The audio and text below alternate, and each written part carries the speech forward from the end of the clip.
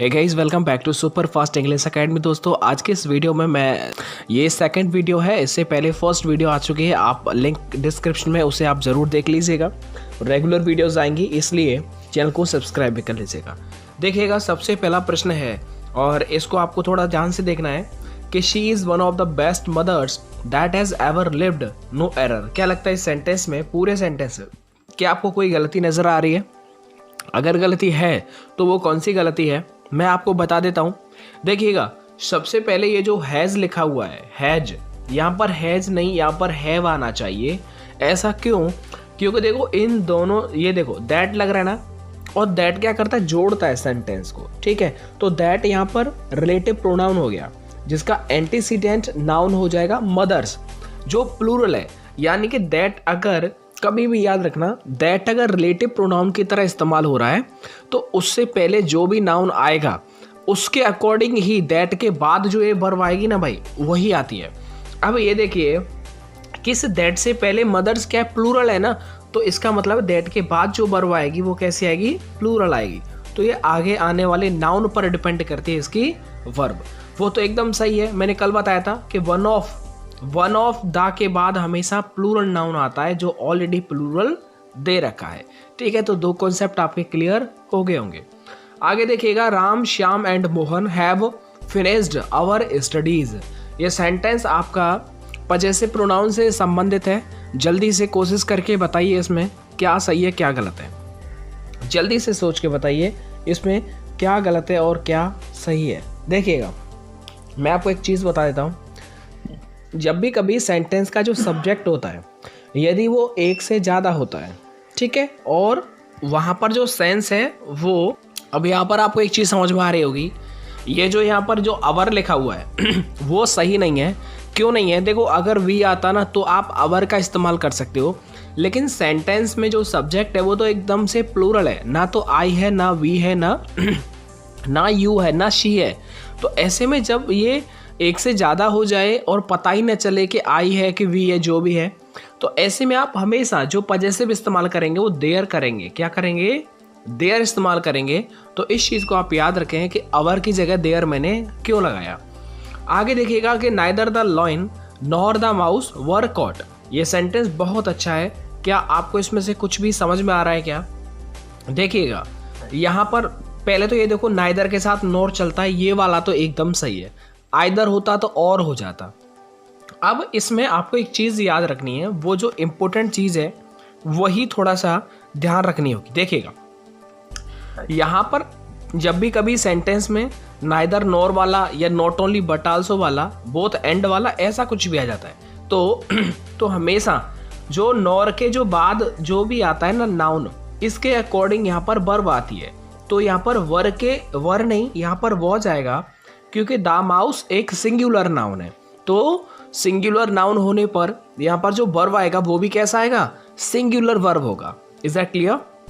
तो ये आपको डाउट नहीं रहना चाहिए। After you will return from Agra I will meet you, मतलब आगरा से लौटने के बाद मैं तुमसे मिलूंगा, ये सेंटेंस है। और देखिए, अब देखिए, ये वाला सेंटेंस आपके लिए बहुत अच्छा है, समझ लीजिएगा कि after you will return from Agra I will meet you. देखिएगा, होता ही है कि जब दो सेंटेंस लिखे हों तो दोनों सेंटेंस जो होते हैं ना, वो कभी भी दोनों फ्यूचर के नहीं हो सकते। एक चीज़ और याद रखें कि लास्ट वाला अगर सिंपल फ्यूचर में दे रखा है तो इससे आगे वाला जो सेंटेंस होगा वो हमेशा सिंपल प्रेजेंट में होगा। क्या होगा? सिंपल प्रेजेंट में होगा। तो पहले तो आप ऐसा करो, विल को आप हटा दो।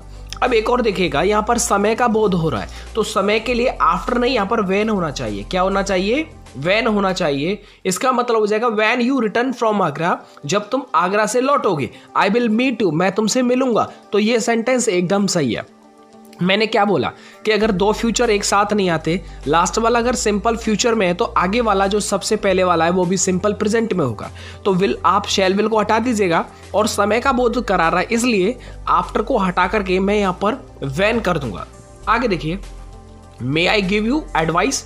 क्या ये एकदम सही लिख रहा है क्या? देखो, इसमें भरना है, मतलब क्या मैं आपको कुछ सलाह दे सकता हूँ, तो यहाँ पर कुछ का मीनिंग एकदम सही बन रहा है। तो इसलिए यहाँ पर क्या हो जाएगा बताओ, यहाँ पर हो जाएगा बी वाला एकदम सही हो जाएगा कि क्या मैं आपको कुछ सलाह दे सकता हूँ। एक और चीज़ बताइए, अगर मैं यहाँ पर सी को हटा करके एस कर देता तो क्या ये सही हो जाता? नहीं होता, क्योंकि याद रखना ADVISE ये एक वर्ब होती है, राइट, और सम के बाद तो कोई नाउन आता है, अंडरस्टैंड। तो ऐसे में याद रखना दो एडवाइस होती है, एक तो एस वाला, एक सी वाला। एस वाला वर्ब होता है, सब्जेक्ट के बाद में आता है, अंडरस्टैंड, हेल्पिंग वर्ब के बाद में आता है, लेकिन सी वाला एक नाउन होता है। इन चीजों को थोड़ा आप याद रखिएगा। आगे देखिएगा, आगे she has been supporting her family dash her husband death, यानी कि she has been supporting her family, वो अपने परिवार को क्या कर रही है? सपोर्ट कर रही है। कब से? उसका हस्बैंड जब से मरा है ना, तब से। तो ऐसे में एक चीज समझिएगा कि जब से खत्म हुआ है तब से और आज तक जब भी कोई काम कंटिन्यूसली चला होता है, पास्ट से लेकर के प्रेजेंट में भी चल रहा है, तो ऐसे में हमेशा आप सिंस लगाएंगे, क्योंकि अगर कोई डिजिट आता तो आप फॉर लगा देते, लेकिन डिजिट नहीं आ रहा है, तो ऐसे में आप डायरेक्ट बिना सोचे समझे आप सिंस लगा दीजिएगा और आपका एकदम सही हो जाएगा, आपका क्वेश्चन सही हो जाएगा। अब आगे आपके लिए क्वेश्चन है ऑपोजिट बताना आपको स्ट्राइफ का। ये सारे प्रश्न ना पेपर में आ चुके हैं भाई, मैंने सभी के सभी यहाँ पर नोट किए हैं आपको ये समझाने के लिए। देखो कितना सरल पेपर आता है और आप लोग इंग्लिश से बेवजह डरते हो। तो ऑपोजिट बताना स्ट्राइफ का, ऐसा समझो स्ट्राइफ मतलब स्ट्राइक हो गई, तो स्ट्राइक होगा, हड़ताल होगी, तो एक चीज़ तो समझ में आती है ना, वहाँ पर शांति तो बिल्कुल नहीं होगी, ठीक है। तो इन चीज़ों को याद रखना। स्ट्राइफ का मतलब होता है अशांति, कहीं पर कोई झगड़ा है या कोई मतभेद है, तो इसका उल्टा क्या हो जाएगा? पीस हो जाएगा, यानी कि जो आपका बी में एकदम सही दे रखा है। तो आप याद कर लेना, स्ट्राइफ का उल्टा क्या होता है? पीस होता है, ठीक है, ये चीज़ याद रखना है। आगे देखिएगा, he works in fits and starts. अब एक चीज़ समझो कि फिट्स एंड स्टार्ट्स का मतलब क्या होता है। देखो ये जितनी भी चीज़ें मैं आपको बता रहा हूँ ना, वो सबकी सब आपको याद करनी है और इसके सिवाय और कुछ नहीं हो सकता। देखो फिट्स एंड स्टार्ट्स का मतलब होता है इरेग्युलर, मतलब अनियमित, जो नियमित ना हो। तो इरेग्युलर किस में है? ये आपका बी वाले में, ये याद करना आपको।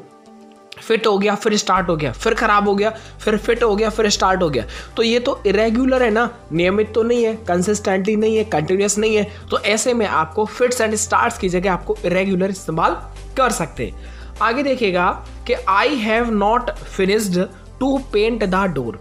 ये बहुत अच्छा मैंने क्वेश्चन यहाँ पर ले रखा है आपके लिए, और ये बताने के लिए कि पेपर बहुत डिफिकल्ट नहीं होता है।